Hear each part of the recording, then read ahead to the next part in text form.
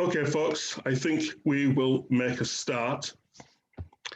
It's my absolute pleasure to introduce our speaker this evening. That's Dr. Dawn Llewellyn, who's a senior lecturer at Chester University in Christian Studies.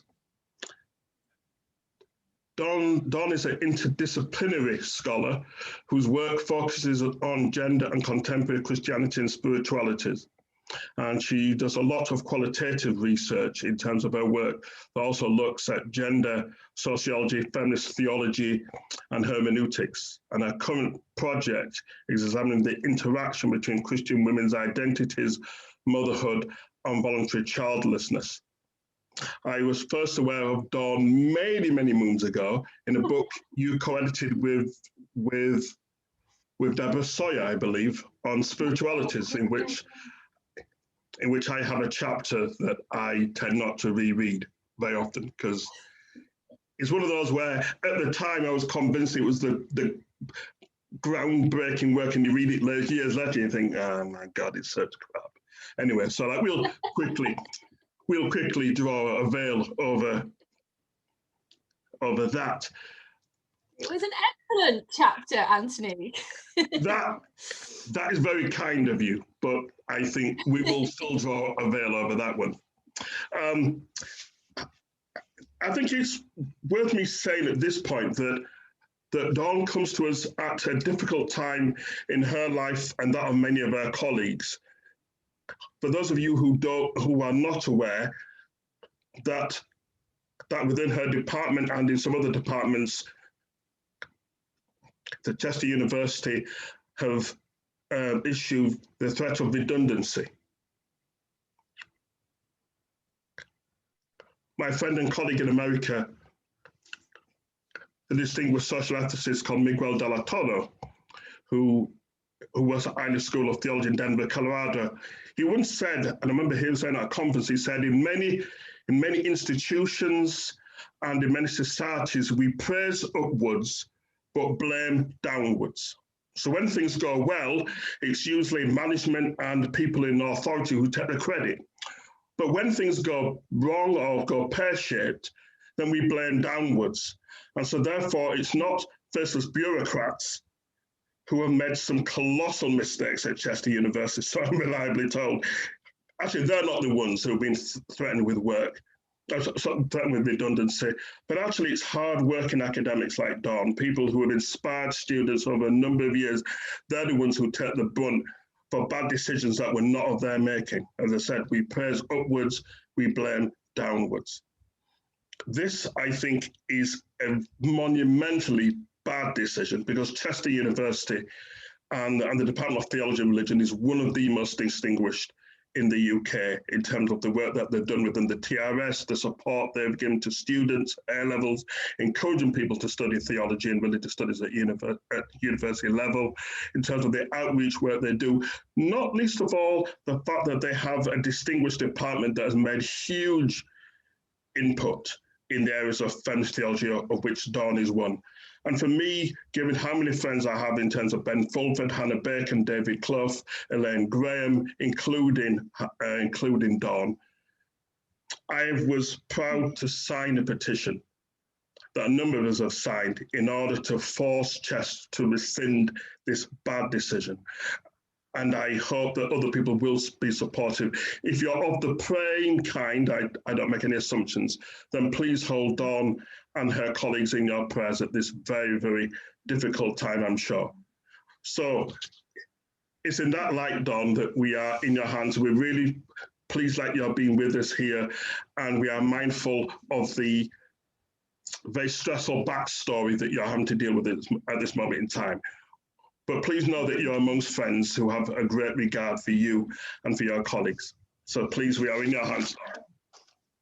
Oh, thank you ever so much, Anthony, not just for this generous invitation to be part of the seminar, particularly when it's on religion and cultures of inclusion and exclusion, but it's such an honour to be invited by you. Someone that edited volume I did as a postgraduate. So for Cheese, Anthony Reddy to be in that was a big deal for me, and it continues to be a big deal for me. But also, Anthony, your support for the department and our work over the past few weeks has just been unsurpassed, and your solidarity and your opposition to the redundancies in our department has meant so much. So thank you all for this lovely invitation, and thank you all for joining me today. So this paper is based on qualitative research of in-depth interviews with self-identifying Christian women to assess how they articulate their decisions to have or not to have children. This is part of a book that I'm writing for Bloomsbury Series in Religion, Gender and Sexuality, which I'm submitting next year. And for today, I'm drawing on some previously published work, elements of the book, to highlight how pronatalism, an ideology that privileges the family and childbearing, produces a culture of exclusion in Christianity for mothers and for voluntary childless women. So I'll first give an overview of the project's aims and methodology. Let me just move the slide on. I'll first give an overview of the project's central aims and some definitions, methodology and design, highlight how I produced a culture of exclusion within my approach that initially neglected the experiences of women of colour. I then discuss how the women in this study articulate the taboos and the hiddenness created by a pronatalist culture that challenges their faith identity and can hinder their spiritual development. And while participants are exposed to the sacredly inscribed pronatalism of the Christian tradition, they are critical of what I've termed elsewhere the maternal expectation and the duty to have children, and they try and interrupt its presence in their everyday lives. So just some key questions that got me going, thinking about this. How do Christian women understand their reproductive choices to have children or remain child-free? How do they navigate that religious expectation to have children at a time when more women are choosing not to become mothers? And I was interested in what factors might play into their decision-making process and how they interpret this maternal expectation that they hear through scripture or doctrine and teaching and in everyday church social practices, and what impact does all of that have on their gendered religious lives? So although motherhood is given prominence in Christian thought through exposition and commentary on teachings and doctrine, relatively little attention has been given to how Christianity's construction of motherhood impacts the faith lives of lay women. There is a silence, an academic silence, that means we know very little about the social and cultural positions women are given in regard to motherhood and childlessness. And this is really curious because there are gestures towards the importance of these issues within studies of feminist sociology, sociology of religion, and in terms of feminist theology. So motherhood has been named as a key factor in faith development and as an opportunity for spiritual insight. And there's been, of course, the general concern to critique the unfeasible ways that motherhood is presented, such as its demonization through Eve's sinfulness, and yet its simultaneous veneration through the Virgin Mary's perfect, pure passiveness. And religious feminists have deconstructed and reconstructed mothering stereotypes to offset patriarchal language and theology. And these are really important challenges to received theological certainty. But as Sarah Jane Page has commented, who is here in the room today, studies on mothers and faith involvement are lacking and more research is needed on how such identities are pursued. And of course, this absence is somewhat predictable. According to Clarissa Atkinson, motherhood has had no history, she says, because it is, she says, too thoroughly identified with the private sphere and with the so-called changeless biological aspects of the human condition. So there has been an intensification of maternal studies in the last second half of the 20th century, late half of the 20th century, but the role of religion in those conversations is still very much under-researched.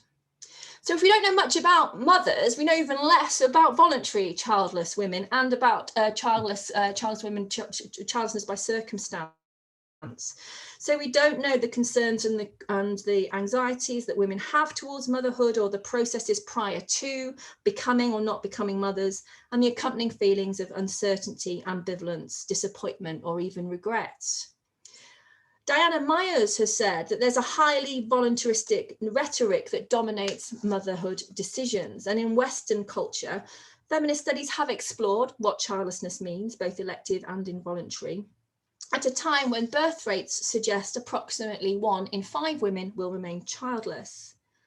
But women's reproductive choices are part of wider cultural shifts in gender traditional norms. Then they've been understood to challenge religiosity and to contribute to women leaving or redefining Christianity. So really, it seems to me that the processes through which Christian women become or do not become mothers and carers of children, whatever their relationship is to those identities and those experiences, is a really crucial site through which to explore how women navigate their gendered religious identities. So just some definitions just to clear the ground. I've deliberately interviewed women who consider they have chosen to become mothers or chosen to be child-free. So when I'm referring to voluntary childlessness, it's the active passive choice not to have children. And there are various terms that circulate. So child-free, elective childlessness, non-motherhood, intentional childlessness, and childlessness by choice. And this is distinct from involuntary childlessness, which is usually framed in quite a medical definition. And this is the definition from the World Health Organization as a disease of the reproductive system. And childlessness can be secondary as well. So there might be a successful, sort of strange word, successful pregnancy or live birth, but then following pregnancies don't occur. Now, these terms are currently under revision by the World Health Organization, because it's becoming much clearer that there are lots of non-medical reasons for childlessness not by choice. And this is generally termed social childlessness. And this covers the circumstances when individual, cultural, or legal structures prevent or hinder conception or birth.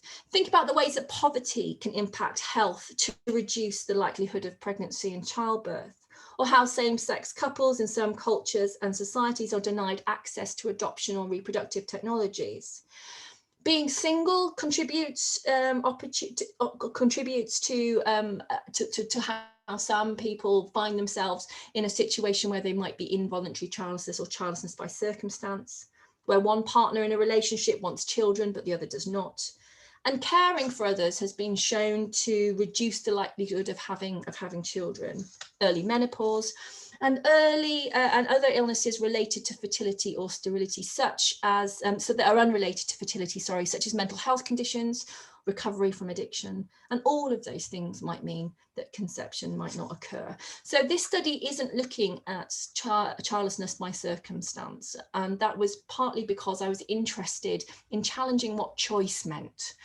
When women are told constantly that we have agency and all of this choice, I was interested in how that particular choice might play out, and I sort of wanted to upset what choice might mean in those circumstances, which is what a little bit of what I do in the book.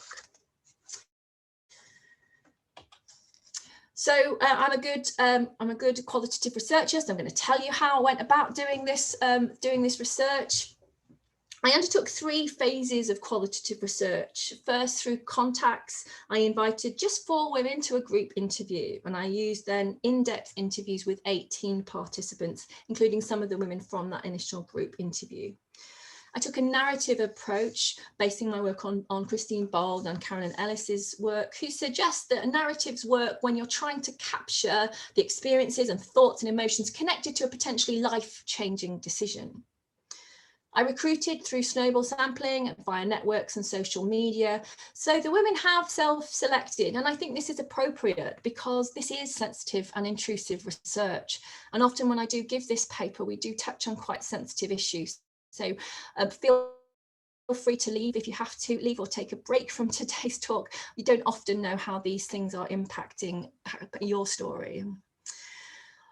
So you can't assume just by a perceived, women's relationship to childlessness or to small people, how the perceived or apparent absence or presence of children, what actually is going on when we don't know those stories.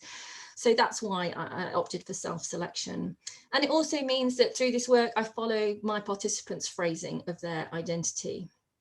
And I also really wanted to upset the binary, which you still sometimes see in maternal studies, that's created by the language of motherhood and non-motherhood, in which the latter positions childlessness negatively, defining women as what they are not in relationship to the normative mother, because it divides women too easily into two camps, the mums and the not mums. And you just have to go on social media to see this played out. I didn't want to collapse or generalize the experience of motherhood and childlessness, and I don't want to draw seamless parallels between infertility and childlessness by circumstance and childlessness by choice. But I do want to at least allow for the possibility that there are overlapping plural ways that Christian women might conceive of these experiences, and the potential for these roles to coalesce within individual women and between women. So I did stress throughout the project that there were dynamic and different attitudes towards motherhood, and that childlessness and identities might shift, and this informed the fieldwork and the analysis. And the women do have a diverse set of relationships to motherhood and voluntary childlessness, and they do share commonalities in their responses to the way the maternal is constructed in Christian discourses, and how pronatalism can lead to that cultures of exclusion. So the women come from a range of Christian denominations, quite interesting, sort of thinking about what might play into their decision about this. And then they're aged between 20 to 50, so different life choices are captured in the study, and a range of sexual identities, partnership statuses, employment histories, and class. Now, in the first two stages, it was really quite clear that there were voices missing. Despite me attempting to broaden the research, in the first sort of second round, only one participant self-identified as biracial. So, and these women have the social capital to consider maternity a choice, have the resources and inclination to volunteer for a project and spend some time talking to me. But the lack of racial diversity needed challenging. So I re-advertised deliberately on social media and invited women of colour to take part. So 4 out of 22 participants identify as Black or Asian or minority ethnic, and they have different experiences of motherhood and different roles in the church. So a bit of background to the study there. So when I told Anthony I was going to call the paper this, he said in an email, "That sounds great." And it is a really catchy title. Too many people worship at the altar of must have children. And this quote is from one of my participants, Sam, who's 48 and an ordained priest. And Sam is in a long-term relationship with her female partner. And she described hearing the constant message that Christian women's role is to have and nurture children. Now, her analogy here is witty. It's sharp, it's critical, suggestive of the sacred meanings given to the maternal expectation, which usually goes unchallenged. Sam notes sarcastically, according to the church, well, if you're a nice woman under 40, you're bound to have a baby any minute now, aren't you? Sam's personal vision of God and church is inclusive, and she finds it distressing, though, that the institution in which she works, ministers and worships, considers her queer identity and her voluntary childlessness to run counter to what she calls its sets of rules. Crucially, though, she feels it prohibits her from living out her faith life. She says, "It's difficult to work under the authority of an institution that says, tut, tut, tut, when you believe what God says, well, you are who you are, and I want you to blossom and be all that I've made you to become." That's a tense balance. That's what Sam says. It's difficult to argue with Sam's observation that motherhood and the expectation to have children pervades Christianity. Most societies are pronatalist, the idea that promotes the encouragement of all births as conducive as the optimum pattern for individual family life and social well-being. I've put up here Elena Heitlinger's definition of pronatalism. So we can think of it as an ideology that can be seen operating at several levels. Culturally, when childbearing and motherhood are perceived as natural and central to women's identity. Ideologically, when the motherhood mandate becomes a patriotic, ethnic or eugenic obligation. Psychologically, when childbearing is identified with the micro level of personal aspirations, emotions, and rational or irrational decision making. And on the level of population policy, when the state intervenes directly or indirectly in an attempt to regulate dynamics of fertility. So just useful to see that pronatalism is structured in different ways. And of course, the Western world has in part inherited pronatalist ideologies from Christianity, which continues to institutionalize motherhood. And when I'm using the word institutionalize there, of course, I'm thinking of Adrienne Rich's term, the institution of motherhood, which she says is a patriarchal system that defines, controls, and defines women's relationship to reproductive agency and to the identity of motherhood. And Christianity continues to institutionalize motherhood and the family in particularly acute ways. So, for example, Christian teaching rarely deviates from endorsing the nuclear model of the family, and women are at the heart of that. In 2016, following 2 synods, Pope Francis released The Joy of Love on love in the family, in which he offers the church a pastoral message about the complexities and the challenges the family face in the contemporary world: estrangement, divorce, economic hardship, violence against women, and families separated through migration and political conflict. At times, the document appears to acknowledge that the family does not necessarily fit the neat image of a husband and wife and children, because it calls for mercy and closeness wherever family life remains imperfect or lacks peace and joy. But then it is just unwavering in its particular identification of family. Only the exclusive, indissoluble union between a man and a woman has a plenary role to play in society. We need to acknowledge the great variety of family situations that can offer a certain stability, but de facto or same-sex unions, for example, may not simply be equated with marriage. No union that is temporary or closed to the transmission of life can ensure the future of society. So in Roman Catholic thought, while marriage is for love, help, affirmation, and for the physical expression of sexuality, it is primarily for the natural procreation and nurturance of children, and is therefore defended, as we know, as a heterosexual institution predicated on recognizing only 2 biological sexes, male and female, that form the foundation for society. Women and couples who choose not to have children are often negatively characterized as selfish, and Pope Francis has got form here too as well.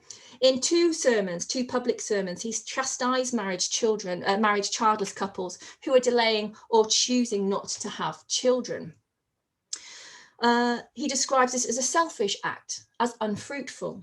He has also reproached those he perceived to be attracted to vacations, a family, a fancy home in the country, to pets and well-being culture rather than desiring children. And he echoes this in The Joy of Love, which admits a concern for those who, and I'm always really struck by this phrasing, who lack a mentality of an openness to life, and states that industrialization, the sexual revolution, the fear of overpopulation and economic problems, consumerism, all these things may deter people from having children simply so they can maintain a certain freedom and lifestyle. A lot of my participants are very cross with this sort of message from the Pope. So this reflects the Roman Catholic presentation of motherhood as the epitome of a woman's offering to the family unit, to the church, and to culture more broadly. Having and caring for children is an especial role through which a woman, quote, discovers herself through the sincere gift of self, which is revealed in conception and giving birth. Motherhood is privileged as the most meaningful contribution that women can and should make to society. And therefore, this implies that when women choose childlessness, they also reject the opportunity to give something of themselves generously that primarily is thought to have a salvific impact. One quite interesting expression of pronatalism outside of the Catholic tradition is found in the Quivocal movement, which is a conservative, largely Protestant group, mostly based in the US. Quivocal hold a patriarchal, anti-feminist worldview in which men are seen as the head of the household and women of children are expected to obey their husbands and fathers. They advocate pronatalism, which promotes strongly the moral importance of a high birth rate because it contributes to growing the Christian population, particularly when it's threatened by secularization. Quivocal Christians are inspired by the literal reading and interpretation of Psalm 127, 3-5, to reject all forms of birth control. And just a reminder of that verse, children are a heritage from the Lord, offspring a reward from him. Like arrows in the hands of a warrior are children born in one's youth. Blessed is the man whose quiver is full of them.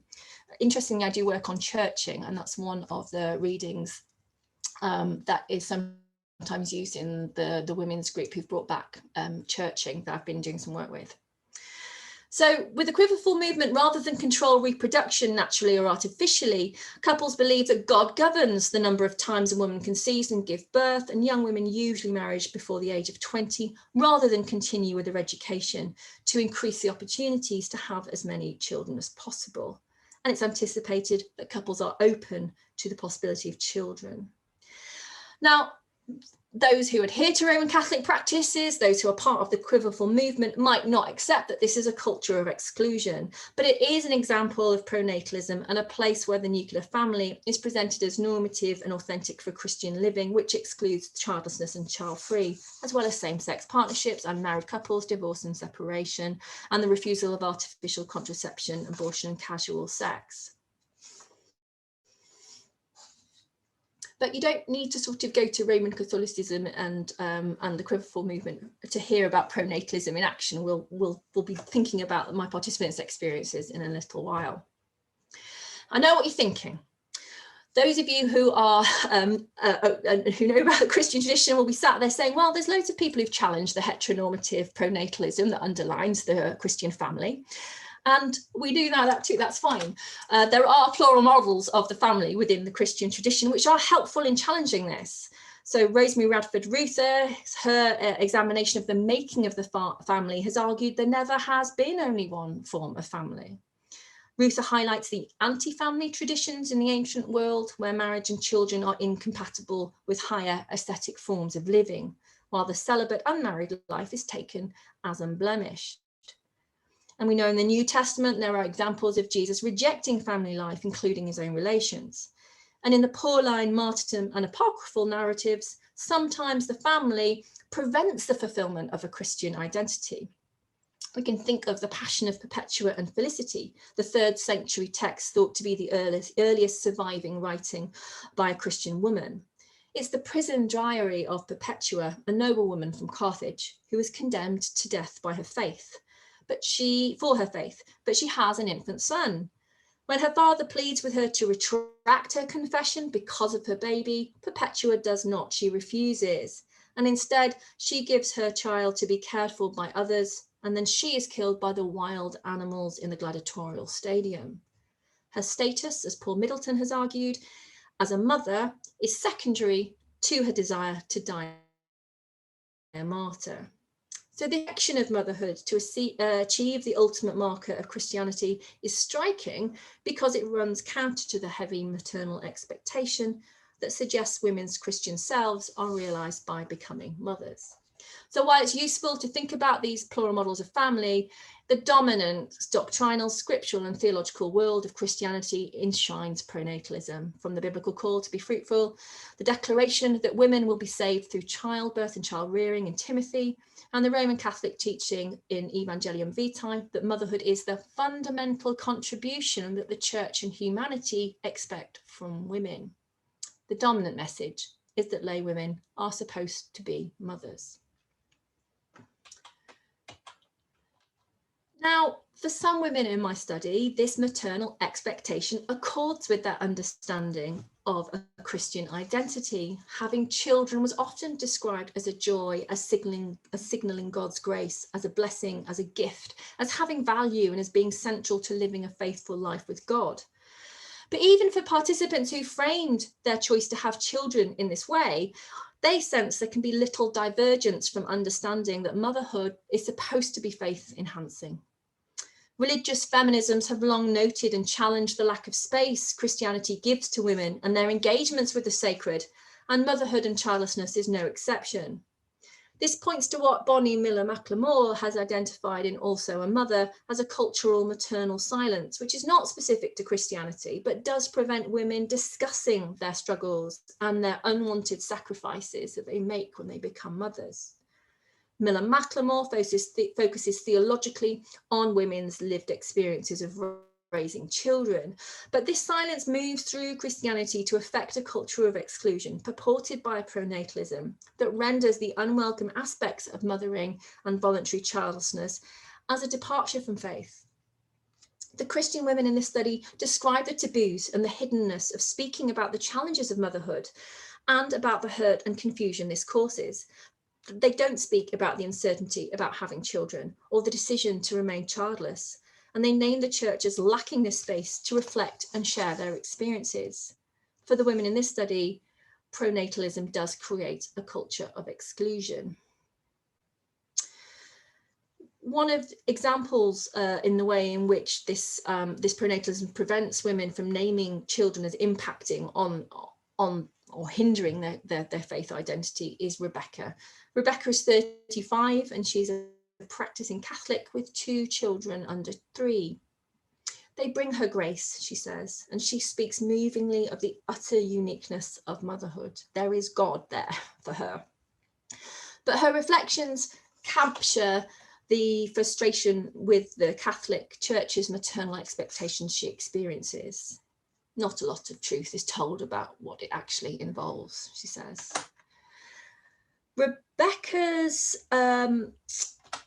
Rebecca experiences a real restriction to naming the negative effect that motherhood has on her spiritual development and how it's changed her faith, identity, and practices.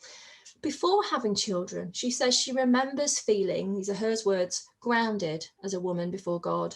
And she mentions yoga and walking as the way in which she connected to God, as well as her church activities. She said sati was once her very core, but since having her babies, there is an absence. I don't really feel as though my spirituality's come back. And this is because motherhood, she says, involves just a tremendous sacrifice of my own creativity and intellectual potential at this point and for quite a long time. Later in the interview, Rebecca got angry.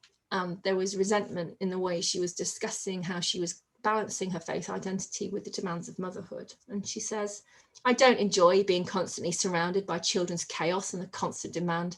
If you're an intellectual type of person who could spend all day quite happily for days on end reading in a library, and you have to be surrounded by small people who are making demands on you all the time, that's not an easy or cozy choice. Do I write a word at the moment? I haven't written even a word in my journal for fucking months.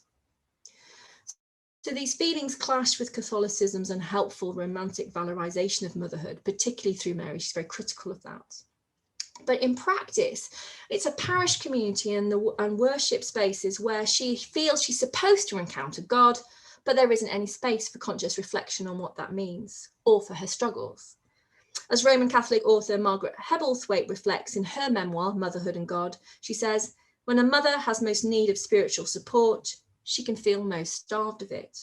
Rebecca feels there is little provision to help balance religious development with motherhood, and these feelings then become a barrier, she says, to once again becoming grounded before God, partly because they remain so unspoken. Katrina took part in a group interview. She's an ordained chaplain at a large university. She's married, has 2 children, aged 4 and 2. She's always wanted children and likens it to a vocation. That's one of the themes I'm exploring in the book as well, is vocation as a form of reproductive agency. But Katrina notices the maternal silence that prohibits women from admitting that their spiritual life is neglected. In church, most of the attention is paid towards the child, with conversations revolving around Sunday school or the child's progress.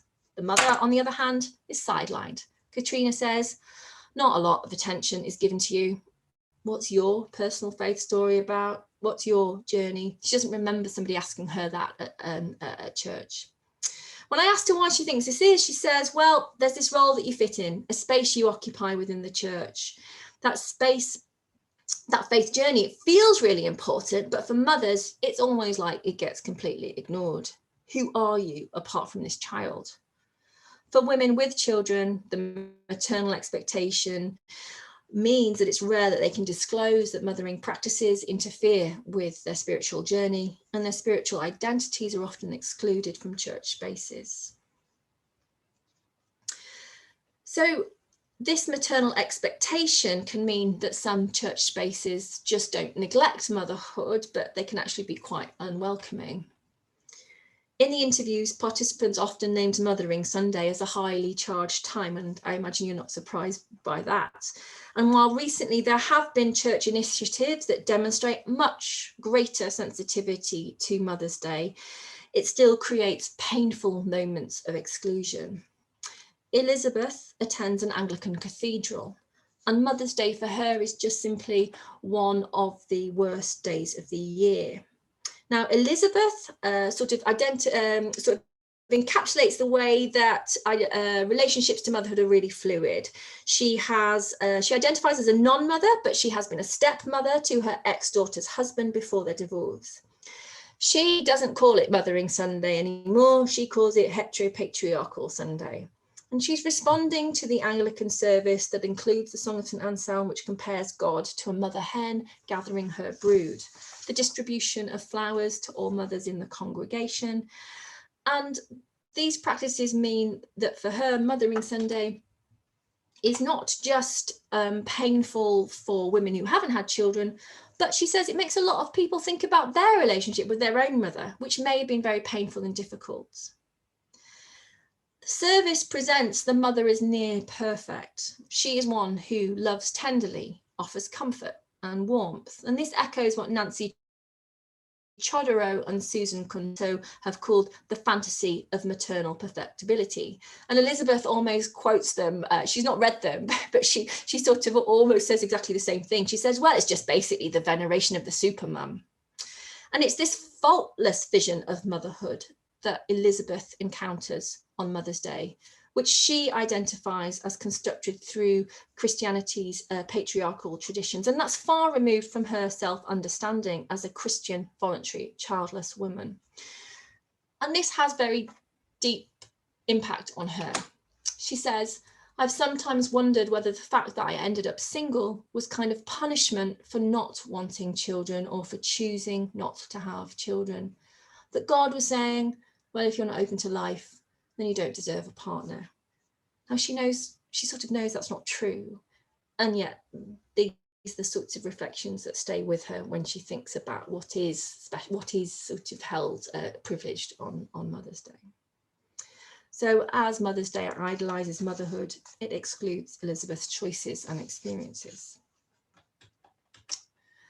Janice is 40. She's recently married for the first time. She's a minister in the United Reformed Church, and her feelings towards motherhood have shifted throughout her childhood, teenage and adult life, again illustrating that fluidity of identities and troubling the idea that there are one-off, neat, tidy moments of reproductive choice. There have been times when she wanted children, but as a single woman in her 30s, this seemed unlikely, especially because she didn't want to pursue motherhood outside of Christian marriage. And she says that's part of her Christian ethic, to think of children and marriage as coming together. So the realization that as she matured, the opportunity to have children was diminished was really painful. And it took about 3 years for her to come to terms with that.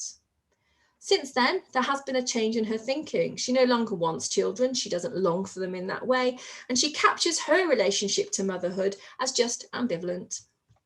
She encounters the maternal expectation in church settings. She hears all the time, it's a family church. And then she asks herself, well, what does that mean if you're single? Or what does that mean if you don't have children? During the interview, Janice shared her experiences when she identified as a single childless woman attending Mothering Sunday. And she just says, let's get that quote up there. People who aren't mothers, for whatever reason, find themselves excluded. And I've always hated Mothering Sunday as well. I always just take that Sunday off wherever I possibly can. And those daffodils I used to get given year after year, little poxy bunches of flowers. I used to say, well, what's all this about? It's a church tradition. Well, why? Well, the response she got one time was, we used to give the flowers to all the mothers, but we thought that was a bit excluding. So we used to give the flowers to everyone. I thought it was excluding, so now we just give it to all the ladies. She wasn't quite sure what that was about. And she was like, well, I don't want one. I'm not a mother. I'm probably not going to be a mother. What is all that about? So exposure to the maternal expectation through these liturgies result in feelings of rejection. For both Elizabeth and for Janice, Mothering Sunday, in their words, is a nightmare, to the extent that both of them self-exclude. So the culture of exclusion forces them to exclude. So for women participating and sitting in the pews and trying to think through their life and their faith life and communities, the valorization and celebration of some women's bodies simultaneously excludes others. Just take a sip. So participants' narratives reveal the extent to which pronatalism circulates their lives as they discuss how the maternal expectation in church life collapses babies, mothering and caring for children with their identity as a woman. And it's excluding and it's prohibitive. But some women in the study do adopt different tactics to disrupt this expectation and therefore interrupt the pronatalism and the exclusion and the culture of exclusion. The tactics women employ include everyday moments of refusal, as well as calculated intentional tactics that distance them from the maternal expectation. In the practice of everyday life, Michel de Certeau distinguishes between strategies, which are actions that are accessible to and fulfilled by those who have authority within institutions, and tactics, which are the practices utilised by those without institutional influence and control to oppose the way the power operates and moves. So the women in this study, they do have at their disposal devices that can displace this power, even if it's just momentarily. So Louise here is 34. She has a 15-month-old baby. She was brought up Anglican, but has been part of the emerging church, but she's currently not attending. She's very aware of the gendered social roles placed upon women, the leading of the children's groups, the activities for young people. And she just says, I can understand that in the broader sense of church, that if you turned up to some churches on a Sunday morning with 3 children under 5 in tow, then you'd be given the Sunday school to do.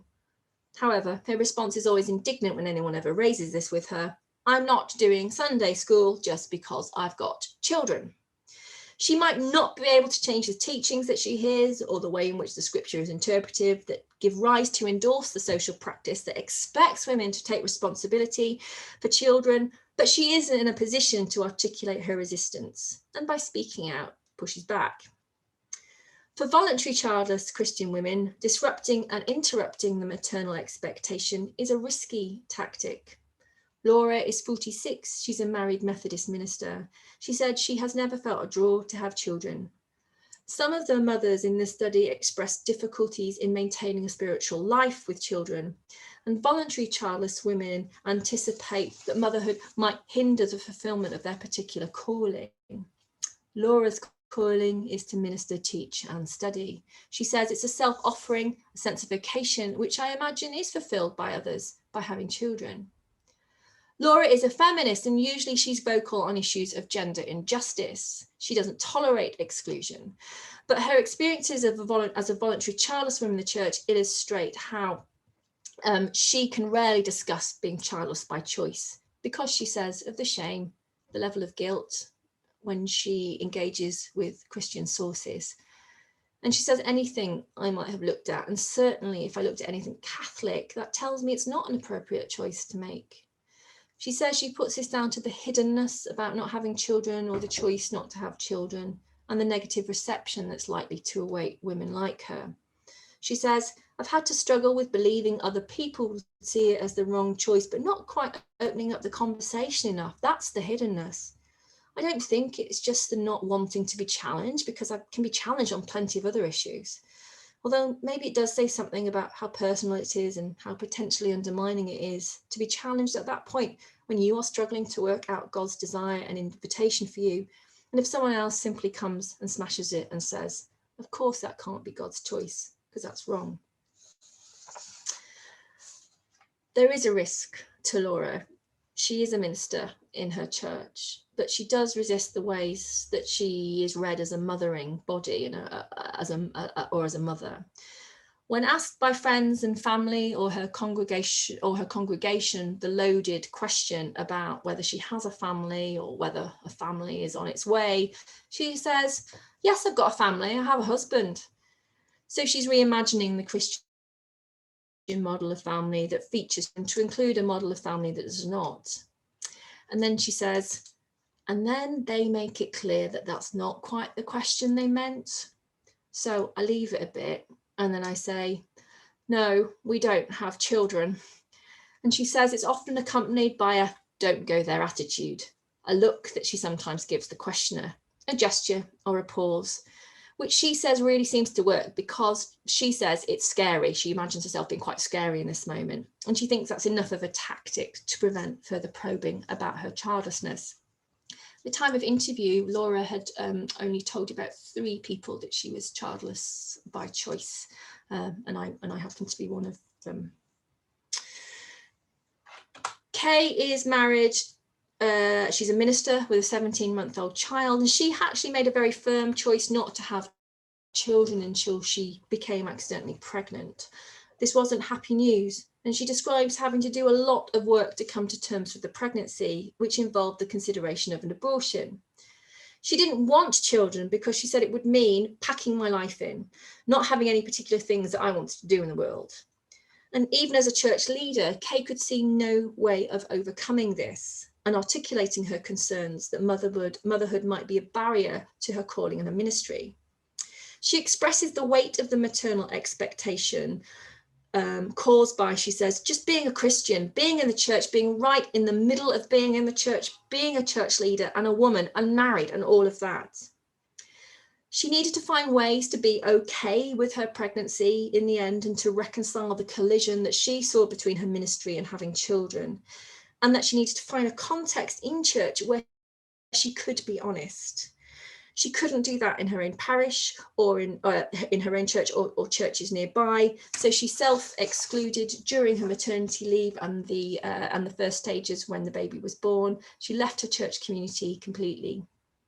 So in one sense, removing herself from the congregation keeps the culture of exclusion intact because she's not really disrupting it. But as a tactic, it also marked a refusal to accept the expectations that she felt were going to be written on her body. And instead, she found other places outside of the church to share and discuss and talk about her faith. Emily is a trainee RE teacher in her 20s. Her and her husband are Roman Catholic and came to a joint decision to remain childless, mainly because of other caring responsibilities that they had. And again, her understanding of vocation is to teach. But when they were preparing for marriage, her and her partner discussed openly their choice not to have children and asked if reference to children might be removed from the wedding vows. This led to a very difficult conversation with the priest, who refused to marry them unless they changed their minds or left the vows complete and just sort of, fibbed a bit. But they didn't feel they could hide their choices. And it took them 2 more attempts to find a priest at some distance from their home to marry them. So although Emily's initial choice was disregarded by an authority in the institution, she tactically voiced her choice and found a way to bring her Christian identity, faith commitment, and voluntary childlessness together. So just some concluding thoughts. Women's religiosity has been historically silenced in the faith communities and institutions to which they belong. And even when academic debates venture towards investigating and examining women in religion, there are gaps and remaining questions, especially when the powers that exclude and marginalize continue to adapt and find expression in contemporary context. This research was prompted by wanting to pay more attention to the ways motherhood and voluntary childlessness impact women's Christian identities. This is a response to dominant pronatalist Christian teachings and practices that have received theological and religious critique, but which is missing an engagement with women's actual voices contributing to the discourse. And this does seem particularly timely at a juncture when women's connections to maternity are diversifying in increasing numbers, and childlessness is gaining visibility in wider culture, suggesting that women may be troubling normative presentations of the maternal, and women of faith are part of those shifts. The participants here are usually left out of mother talk and voluntary childlessness talk because of their religious identity. And yet their experiences offer insight into the processes by which Christianity's construction of maternal bodies, culturally and socially, are resisted and affect faith.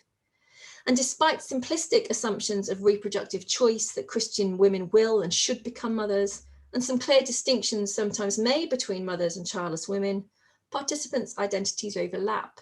Individual women have cared for children but don't identify as mothers. They've wanted to have children and then this desire is abated. They've chosen childlessness only to unintentionally conceive.